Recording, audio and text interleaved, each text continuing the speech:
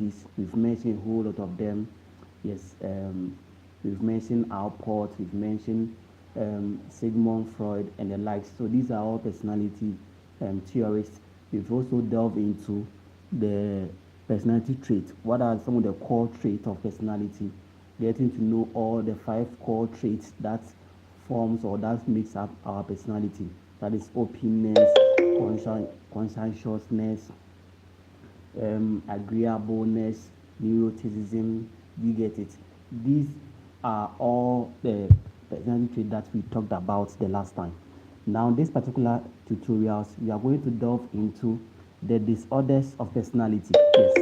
Now, we've gotten to know some of the traits that we have as personality students. You get it.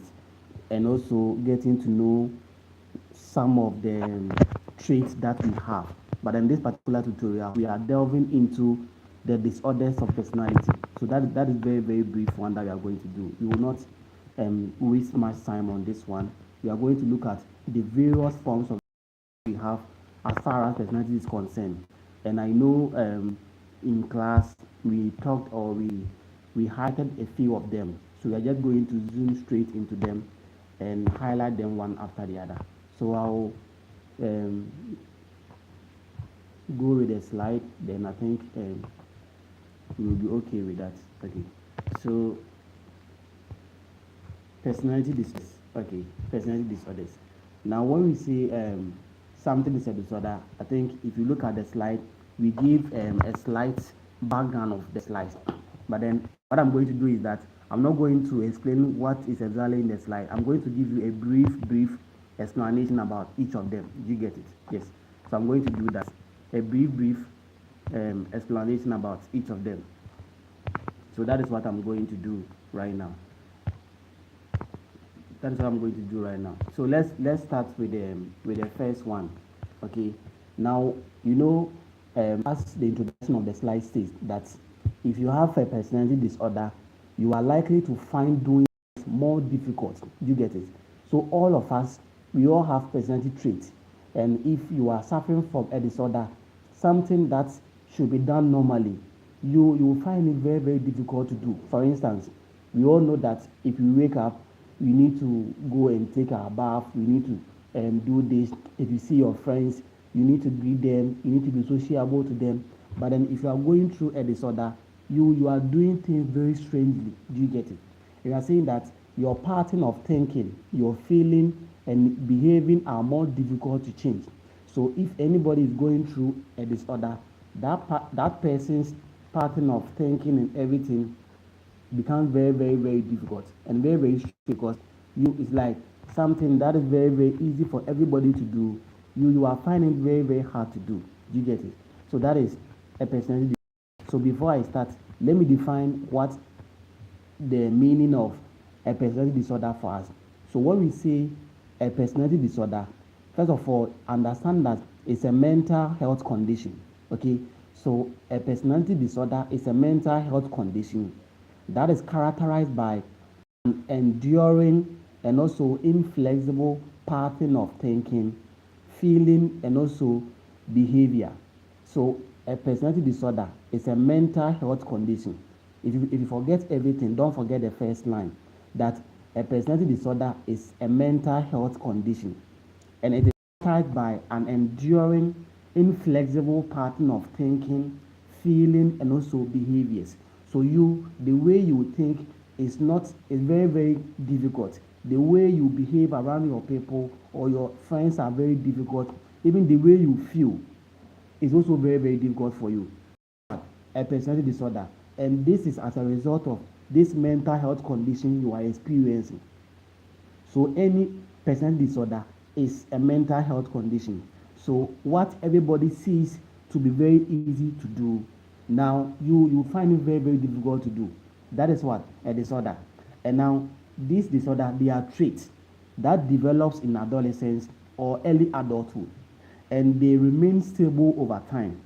And when they remain stable over time, they cause a significant distress or some impairments in our social relations, in our personal relations, even in our professional relationship. So when somebody is going through a personality disorder, this person is finding it very, very difficult to even relate in personal level with his or her peers. Even on the social level, when the person comes to class, the person wants to always isolate him or herself. The person wants to even engage with anybody. When this kind of individuals, when they find themselves at the workplace too, they are very, very antisocial. They don't want to mingle themselves. They are very, very like uncharacteristic. Do you get it? So this simply means that individuals often view their own thoughts and behaviors as normal. So if anybody is going through a personality disorder, for them they see nothing wrong with what they are doing.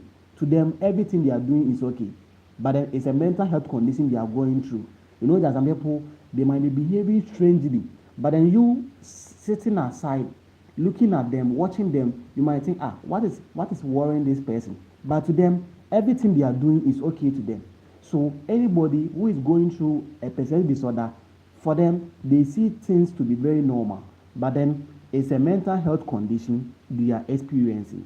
So when we say a personality disorder, we are saying that it's a mental health condition that is characterized by an enduring, inflexible pattern of thinking, feelings, and behavior. So that's basically a personality disorder. Okay. Now let's move on. Now, according to the American Psychiatric Association, so according to the American Psychiatric Association, we have what 10 different types of personality disorders. According to the American Psychiatric Association, that is the DSM-5TR, there are 10 different types of personality disorders. And now these 10 different types of disorders have been organized into 3 primary clusters. So listen, we have 10 different types of disorders. But then these personality disorders, they have been organized into 3 primary clusters based on their shared behavioral patterns. So if you look at the slide, it says that personality disorders are a group of 10 mental health conditions that involve long-lasting disruptive patterns of thinking, behavior, mood, and relating to others. So people with personality disorders often don't realize their thoughts and behaviors are problematic. As I said, when somebody is experiencing a personality disorder, to them, anything they are doing is normal. But then you standing aside, you realize that no, the guy is behaving strangely. Maybe they will be there and they will be laughing. Like nobody is there, they will start laughing. And you see, the way they do their things is abnormally. But then to them, they see no problem with what they are doing. So anybody who is going through a personality disorder realize their thoughts or even their behaviors are problematic unless you, who is standing afar, who is seeing that no, the way this person is behaving is very strange. So that is what a brief about this personality disorder. And I'm saying that according to the American Psychiatric Association, we have 10 different types of personality disorders. And now these different types of disorders has been categorized, or they have been organized into 3 primary clusters based on their shared behavioral patterns. So even though we have 10 different types of disorders, but then these disorders has been categorized into 3 main clusters. So every cluster has its own types of disorders. Please, I hope you are getting what I'm trying to say here. I hope you are getting it. So we have 10 different types of personality disorders. The disorders are 10, but then these 10 have been categorized, they have been grouped into 3 main clusters. So we are going to do or go into the clusters to know which of the disorders falls under which cluster. Do you get it? So that is what we are going to do right now. All right. Now it says that what is the difference between personality traits and disorders? Okay, so I think this one is also something we can also get in the essence, that we should distinguish between a personality trait and a personality disorder. So when we say a personality trait, I think that They represent our pattern of thinking, how we behave, and how it stays stable over time. So our traits, our personality traits represent our behavioral pattern, our way of thinking, the way we feel, and how it remains stable or change over time. So when we are asked to explain a personality trait, so personality traits represent our pattern of thinking, our pattern of feelings, and also our behaviors that remain stable or change over time. That is what personality traits. But then when we say a personality disorder, it is a mental health condition. So a personality disorder is a mental health condition that is characterized by an enduring, inflexible pattern of thinking, feeling, and behaving. So that is the difference between a personality trait and a personality disorder. This is just very, very simple. So don't write claims about it. Just know the difference between the two. All right. Now, let's have some simple history about this one. You see, these places, I won't waste my time there because I think it's just something small. We are just, the main thing is to know the class test. Okay. Now, it says that psychiatric classification for much of the last century has been that mental state disorders and personality disorders are distinct. So it's very true. So when we say mental state disorder, it's not the same as what? A personality disorder. They are different things altogether. He said that, but then the nature of these distinctions has differed across conceptual frameworks. So the changes associated with diseases processes are not predictable from the individual pre-marburg status. So this is just a some simple history about personality disorders. Okay, so there's no need for us to waste much time here. He says that according to Sigmund Freud, his psychoanalytic concept contributed to the classification and enriched ideas about personality pathology. So when we are talking about personality, we cannot understand disorders without mentioning the name of Sigmund Freud. Okay, so Sigmund Freud is one key person who has been very, very, very helpful as far as personality disorder is concerned. Okay, now let's come to the conception of DSM. Okay, so let me see. Okay, all right. So when we say a personality disorder, how is it seen? So a personality disorder is seen as a form of a major mental state disorder. So when we see a personality disorder, it is seen as what? As a major mental state disorder. Do you get it? And the failure to develop important components of personalities are very, very, very important here. Okay. Now let's just zoom straight to the classes. I think these are the most important in the classes. Okay. So I mentioned earlier on that according to the American Psychiatric Associations, we have 10 different types of personality disorders. And each of these disorders, they have been categorized into clusters. So now let's look at the first cluster. That is cluster A. Cluster A. Okay. Now when we say cluster A, one will even ask, what is cluster A? So when we say cluster A, so the cluster A is the odd or eccentric cluster. So they are odd or eccentric what? Cluster. Now when we say cluster A is odd or eccentric, what are we trying to say here? So when you see cluster A as a group of personality disorder, we are saying that here individuals with cluster A disorders, they display behaviors or thoughts or speech patterns that others typically find peculiar or deeply mistrustful.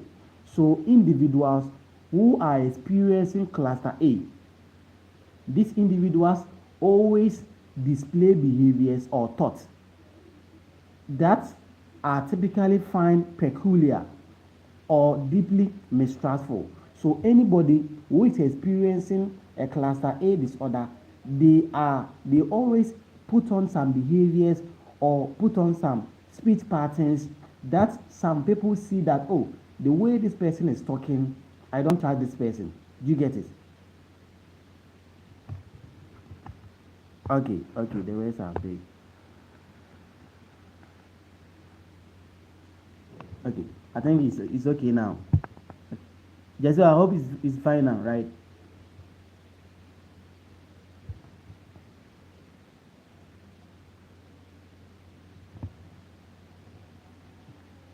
It is fine now. Guess what? Can you let me know if it is fine now, or if it is still big, so I can reduce the font size. Okay. Now let me move on. So when we say cluster A, we are saying that individuals with cluster A disorder, they display behaviors or thoughts or even speech patterns that. Oh, okay, okay. My vocabulary. Oh, okay, okay. I'll break it down for you to understand. Okay. So when individual is experiencing a cluster A disorder, it simply means that this type of disorder displays behavior or thoughts, or speech patterns that are typically found peculiar. Okay, so in simple terms, what I'm trying to say is that when someone is, sometimes the way they speak, there's some people, they are there, then nothing has happened, and they are talking. Unse yonkofo a omo then then they will start talking. So this person is experiencing what? A cluster A disorder. Do you get it? Yes.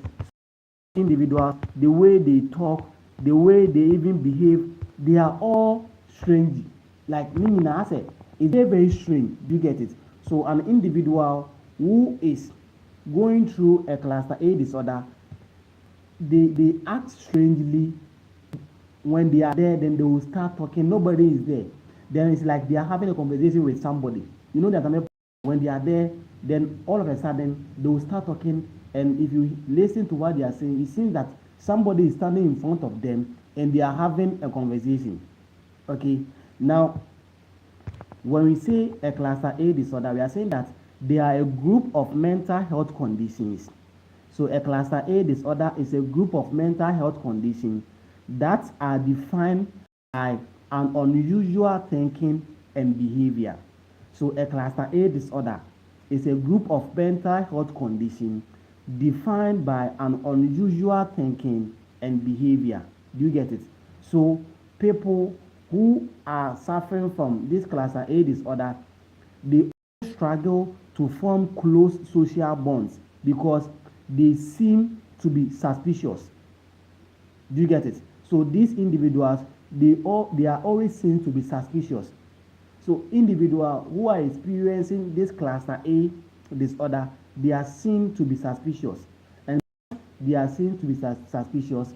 It becomes very, very difficult for them to form a close bonds with other people. Please, I hope you are getting what I'm trying to say. Now, these people, you can't trust them. Yes. So when somebody is suffering from cluster A, there are people that they are very, very distraught. If you share your secret with them, the next day they are sharing it outside. Do you get it? So these are some of the characteristics of individuals who are experiencing a cluster A disorder. They are very, very distrustful. You can't trust them. You think others want to hurt or trick or use you, even with. Do you get it? So that is cluster A disorder. Now, when you come to this cluster A disorders, we have some type of personality disorder that has been classified under them. As I told you in the beginning, that we have 10 different types of personality disorders. But then under all these 10, we have grouped them into these 3 clusters. So we are going to share the 10 types of personality disorders under the 3 clusters.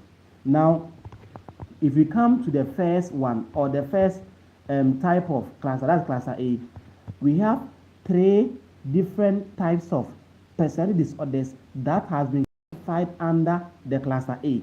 Now, the first one is what? Is paranoid personality disorder. Paranoid personality disorder. So a paranoid personality disorder is the first type of disorder, but it has been classified under cluster A. So when you come under cluster A, the first type of disorder, as I said, we have 10 different types of disorders. And now this different type of disorders has been organized into clusters. So each cluster has its own example of disorders. So the first example of disorder under the paranoid personality disorder is what? So under the cluster A is the paranoid personality disorder. Now, when we say a paranoid personality disorder, what are they? We are saying that this is a disorder that is marked by a severe irrational distrust or suspicion. Okay, suspicion. So when someone is paranoid, the person is characterized by distrust and suspicion of others. So it's like you don't trust people. You know that some people, they'll be like, no, this issue I'm facing, do I even need to go and see a counselor? If I go and see a counselor, so what if I share my issue, my condition with the counselor, and now the next day I will hear that my issue is outside? So someone, we have some people like that. When they are going through something and the thing is eating them up, they will never open up to anybody. Why?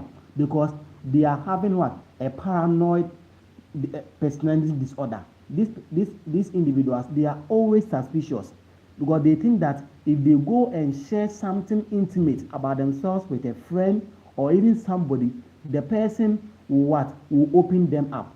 So they are very, very distrustful. So that is what? The paranoid personality disorder. So for example, an individual might assume co-workers are actively plotting to get them fired. So refusing to confide in anyone out of fear, the information will be weaponized against them. As I said, there are some people at the workplace, as they are there, they think people hate them. You see, there are some individuals like that. Even in your classroom, there are some people, to them, they always feel that these kind of individuals hate me. We have some people like that. So anybody who is experiencing such form of behavior, that person is suffering from a paranoid personality disorder. And this one is classified under cluster A. Please, I hope you are getting me. So when somebody is suffering from a paranoid personality disorder, that person is very, very, very suspicious and the person is very distrustful. So for them, they see people not to be honest. They see people not to be able to keep secrets. So they don't want to share something about themselves with other people because for them, they are very, very suspicious and they don't trust anybody. That is what? That is a paranoid personality disorder. Now the second type of personality disorder under the cluster A is what? Is the schizotypal disorder. So the schizotypal personality disorder is the second type of personality disorders under the cluster A. Now when we say schizotypal, what are we trying to talk about? Now when we say schizotypal, so that is the third one. I've skipped the second one or explained the second one. Now I'm talking about the third one here. That is schizotypal. So let me even highlight it. Yes, let me highlight it so that you can read. Yes, so I've already talked about the first one. That's a paranoid. So I'm talking about the third one here, schizotypal. Now when we say a schizotypal disorder, what is that disorder? We are saying that this one, it involves the schizotypal personality disorder involves social and interpersonal deficit, and it is marked by what? Eccentricities of behavior and cognitive or perceptual distortion. So I'll come down for you to understand. Now when we say a schizotypal personality disorder, it is defined by a severe discomfort with close relationship. So like some people, when they are there, for instance, a person might firmly believe they possess telepathic powers or read hidden or specific personal messages in ordinary news or broadcast. Some people, when they are there, it's like they have some magical thinking. So anybody who is suffering from a schizotypal personality disorder, they believe they have some magical thinking. So when they are there, maybe when they see you, they will be like, I can read your mind. Right now, this is what you are thinking. So to them, like, it's like they are magical in nature. It's like they see themselves as they are Merlin, or maybe they are Harry Potter. So whenever they see you, they think they can say a whole lot of things about you. They can even tell you your life, your history, and those things. So this type of individuals, they are also going through a disorder, and their disorder is called what? A schizotypal personality disorder. So it is defined by severe discomfort with close relationship, and it's combined by what? Distorted magical thinking. So for instance, a person might firmly believe they possess a telepathic what? Powers. So when they see you, they can be like, okay, I can give you maybe anything. I can give a history about you. The person has not seen you before, but then immediately they see you today, they want to tell you your history, everything. This type of individual, they are going through disorders. Maybe sometimes you might, and to them, they might see it to be very normal, but then they are going through a disorder because they believe they have a magical powers. They believe they have magical thinking. So when you see schizotypal personality disorder, what should come to your mind is what? Magical thinking. So this kind of individuals, they always believe they have some powers, and they can magically tell you anything you are going through. Are you okay? So this is also the second type of personality disorder under cluster A. So we have talked about two. Now the third one is what? Is the schizoid personality disorder. Schizoid. Now when we say a schizoid personality disorder, we are saying that it involves detachment from social relationship and restricted range of emotional expression. So there are some people, they always detach themselves from social relations. Okay, so it is characterized by a complete lack of interest in social relationship. You know, there are some people, they don't want to go, like wherever we have so many people, they don't want to go there. Okay, so these people, they always detach themselves from social relationship. So when we say a schizoid personality disorder, they are the type of disorder that is characterized by a complete lack of interest. So this type of individuals, they have no interest in social relationship. Do you get it?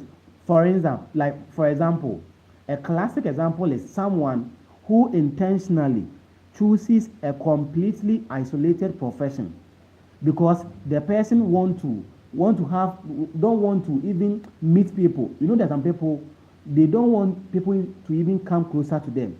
So these people, when they are choosing profession, they want to choose a profession where maybe they can be inside their room while they are working. So this type of individual, they are suffering from a schizoid personality disorder. So for them, they have no interest in social relationship. So a schizoid type of personality disorder is a type of disorder that is characterized by a complete lack of interest in social relations. So this person, they don't want to even get into contact because maybe they don't want to be criticized. That is why they don't want to be involved. You know that people, when they do something wrong and you try to correct them, they become very, very mad, and maybe their whole day will even be messed up. So this type of individual, because they don't want to be criticized, now they don't even want to come into contact with people. So because they hate criticism, they always want to be on their self. They always want to be on their own, because if I come into contact with people and if they will criticize me, then why don't I stay in my room and be myself? Do you get it? So this is what an example of a schizoid personality disorder.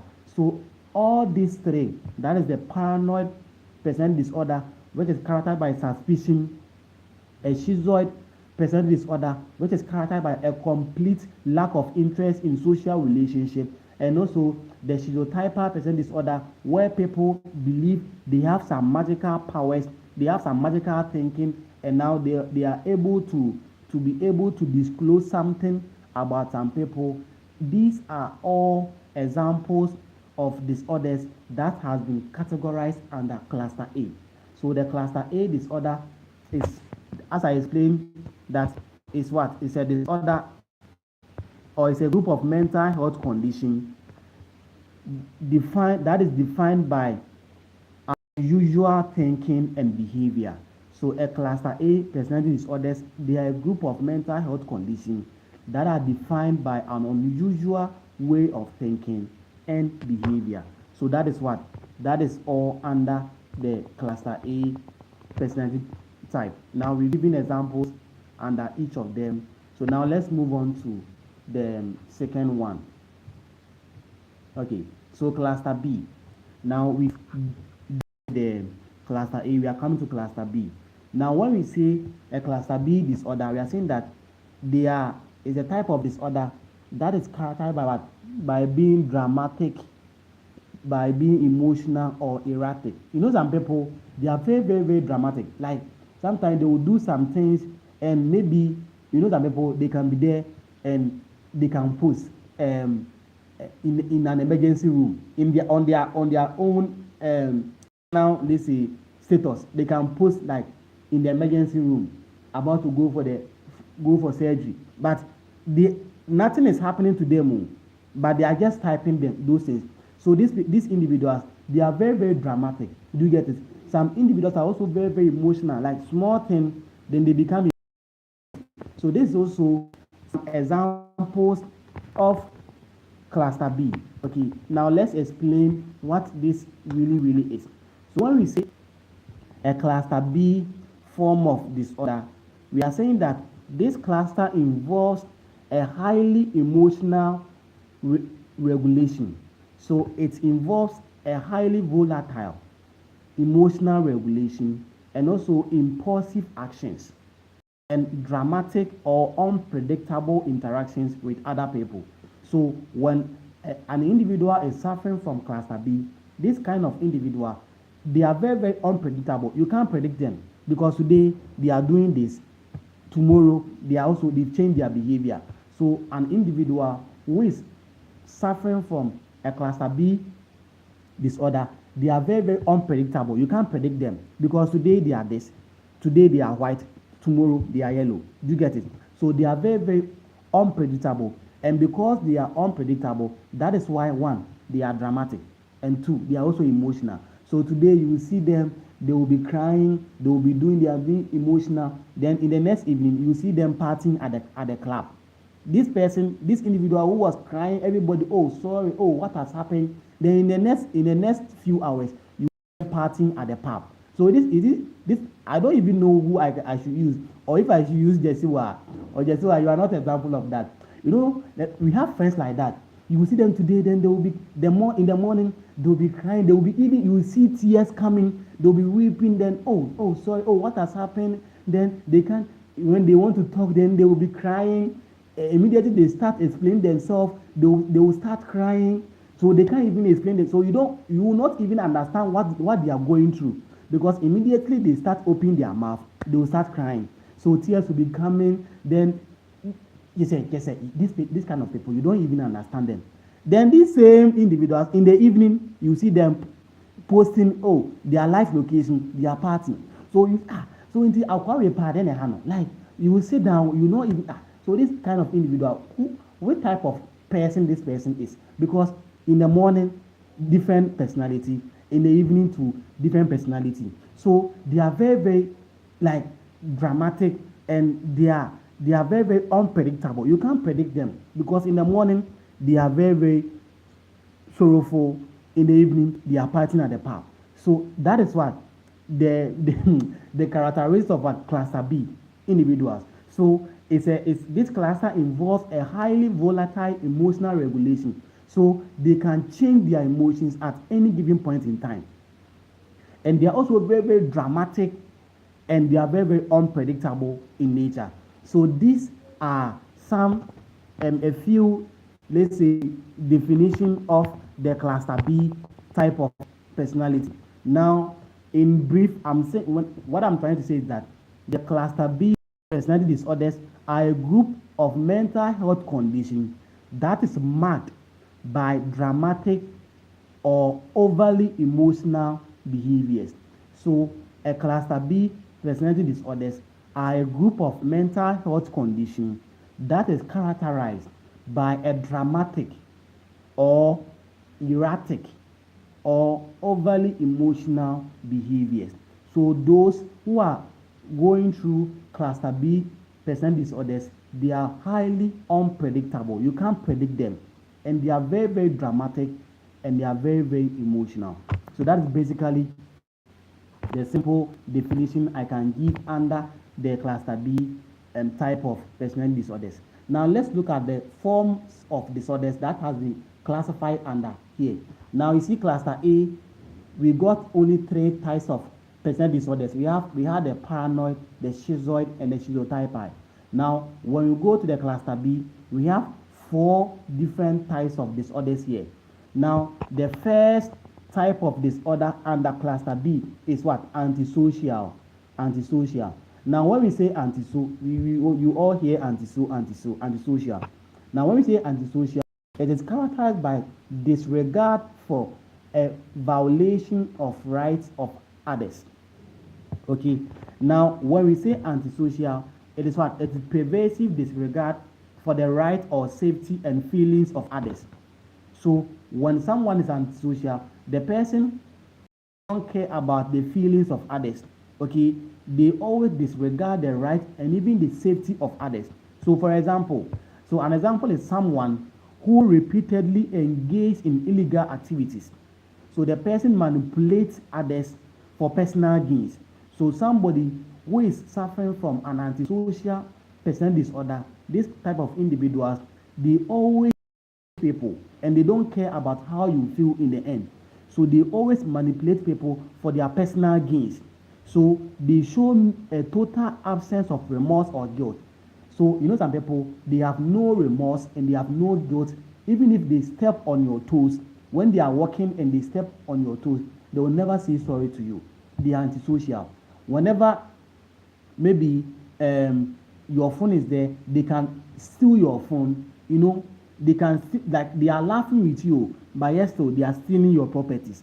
This type of individual, they are seen as what? Antisocial, and they have no remorse, they have no guilt. They don't care about how anyone feels. They are always manipulative, and they engage in illegal activities. So an antisocial person is someone who, one, that person manipulates others for their personal gains. Two, they are also individuals that always want to engage in illegal activities to what? To enjoy or for their own personal benefit. So this type of individual or this type of a disorder, it is characterized by what? A complete disregard for the rights and safety and even the feelings of others. So when somebody is antisocial, one, that person does not even respect the feelings of others. Two, that person does not even regard the rights and even the safety of others. So when they are doing anything to you, they don't care whether you get hurt or whether maybe what they are doing to you, it can even destabilize you. For them, what they are only thinking about is their personal gain and also their personal interest. They don't care about you. So they show a total absence of remorse or guilt in their behavior. And that is what? An antisocial type of disorder. So an antisocial personality disorder is what I've explained, and it's an example of disorder under cluster B. So antisocial is one disorder under cluster B. Now let's move on to the second disorder. Now the second disorder is what? Borderline disorder. Now when we say borderline disorder, we are saying that it involves instability in interpersonal relationship. So a borderline disorder or a borderline personality disorder involves instability in interpersonal relationship, emotions, as well as what? Impulsivity. Now let me break it down for you to understand. Now when we say someone is going through a borderline personality disorder, that person has an intense fear of abandonment. So borderline is characterized by what? By fear. So any individual who is going through borderline personality disorder, they are very, very fearful. Okay, so they fear, they are very fearful, and two, they have a fragile self-image. Yes, they have a very fragile self-image, and they have a severe emotional instability. They have a severe emotional instability. So with borderline, in brief, we are saying that one, it involves fear, intense fear. Yes, so they are very, very intensely fearful. So an intense fear, that is one. Two, they have a fragile self-image, and three, they have a severe emotional instability. So this also explains the borderline personality disorder. Now let me give an example. You see, for example, an individual may rapidly swing from idolizing a romantic partner to hating them. Let me even use ladies for example. You can have a girlfriend, and maybe in the first 3 months, like they don't even want to move away from you. Like they idolize you because they think you are the best person to have ever happened to them. You are the best thing to have ever happened to them. Blah blah blah. Then in the next moment, now they begin to hate you. Okay, so like they have this kind of, they can swing anytime. Okay, and because they are hating you, maybe it's because you are engaging in an impulsive behaviors like reckless spending or self-harm. Okay, now that's the borderline personality disorders. Some people, when they are in a relationship, maybe they've put everything into that relationship, and now if that thing goes the other way, maybe if the one partner is cheating, now this person, they will break down. You get it? And they begin to harm themselves. Some people, they can lock themselves in a room for like weeks. They won't go outside, and people can, maybe the whole day they will not eat because they want to harm themselves as a way of what, maybe overcoming what they are going through. So when we say borderline, it involves instability in interpersonal relationship, and it is characterized by fear and also an unstable emotional instability. So that is the borderline personality disorder. Now let's go to the third one. So the third one is what? Is the histrionic personality disorder.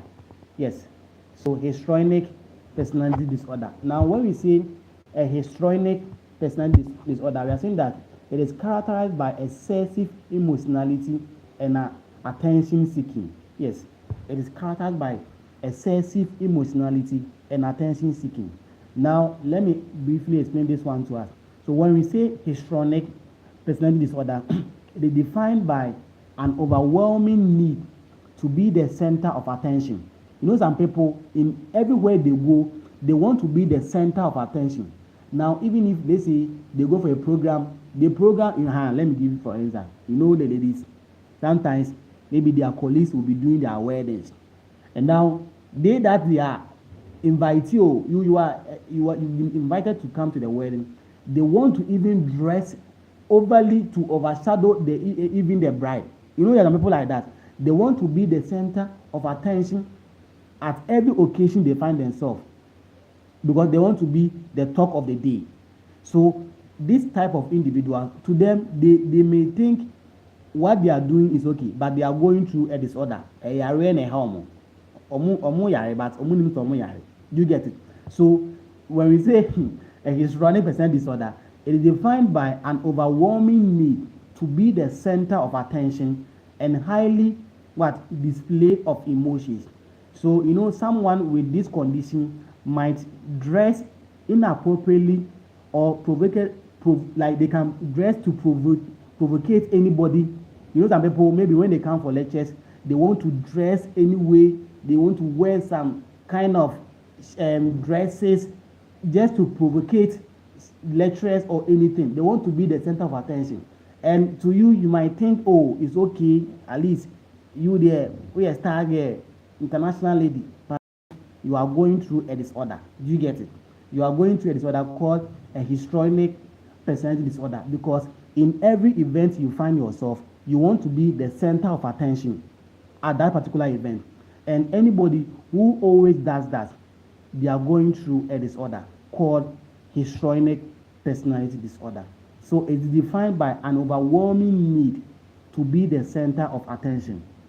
So if you, anywhere you find yourself, you want to be seen, you want to be heard, any time, even if the party or even if the event is not meant for you, you know some people, even if you don't invite them, they want to come there.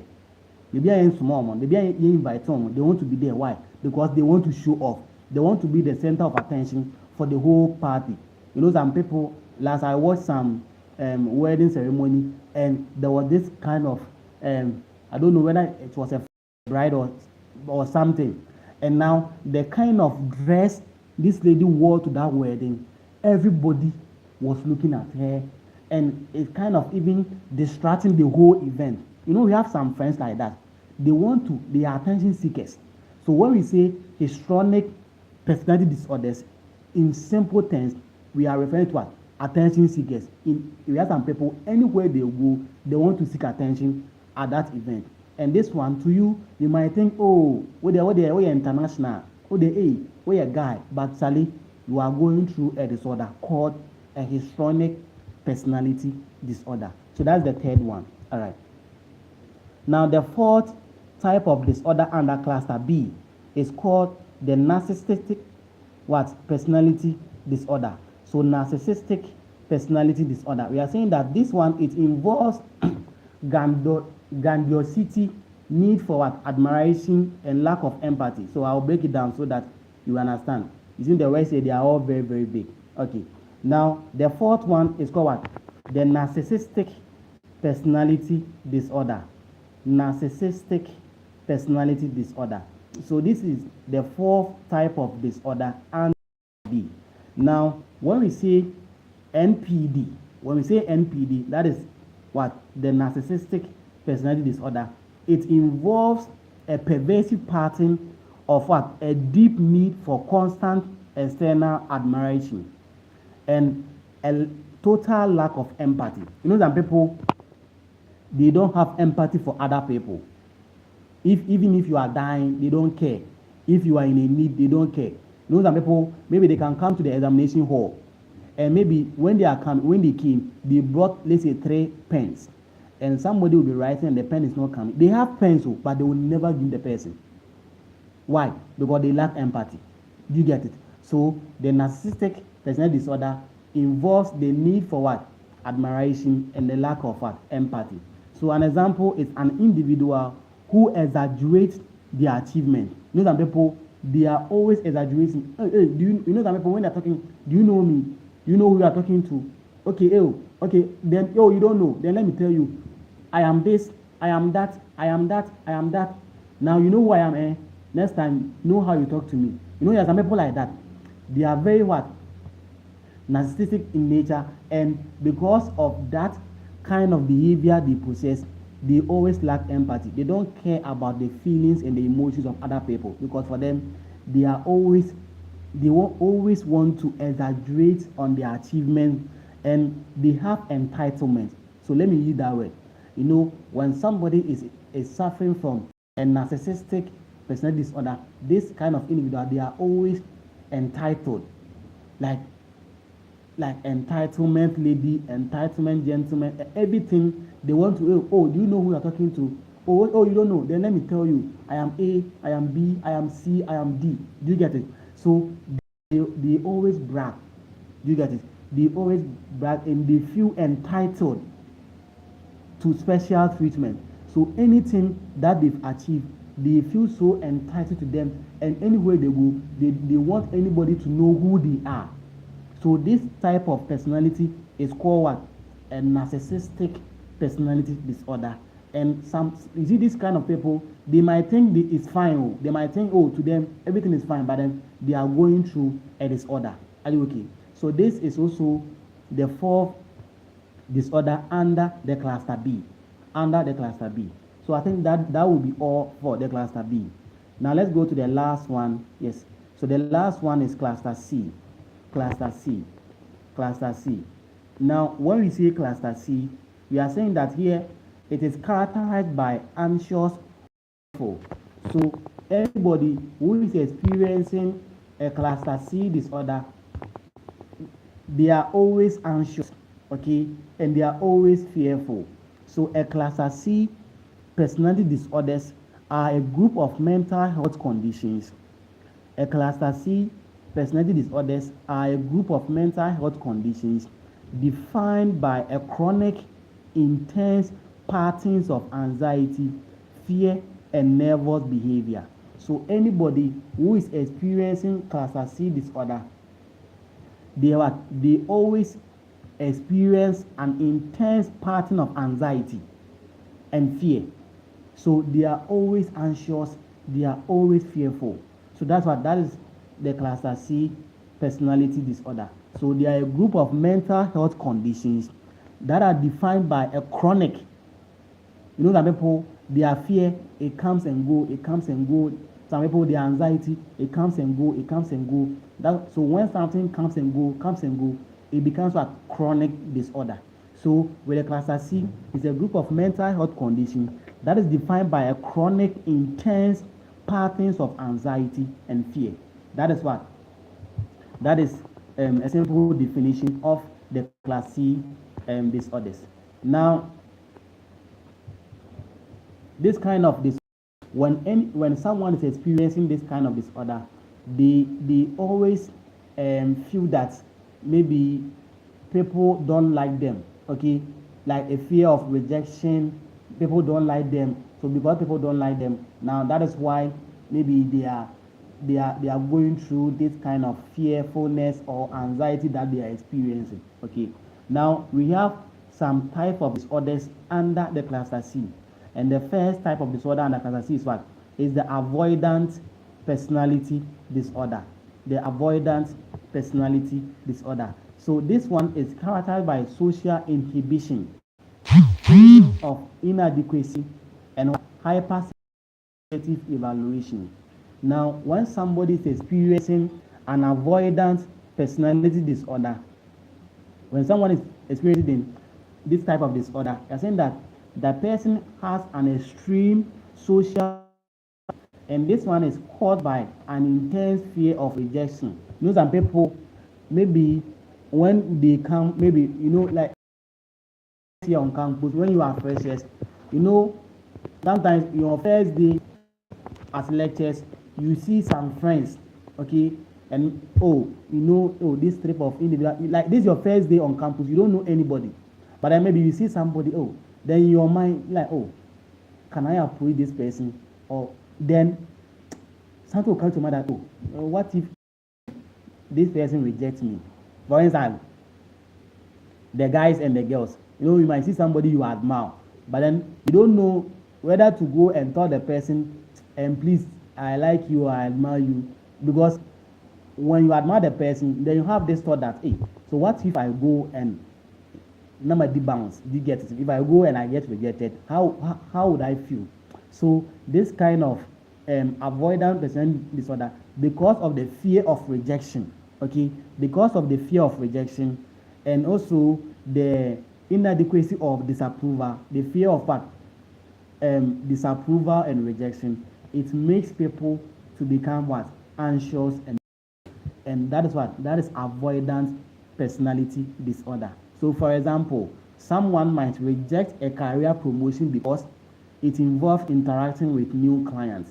You know, some people, when they are coming to university, there are courses that they really, really want to do, but because of the fear of, let's say, mathematics. Now, because of the fear of mathematics, they will that program and they will come and choose a different program. For instance, let me calm down.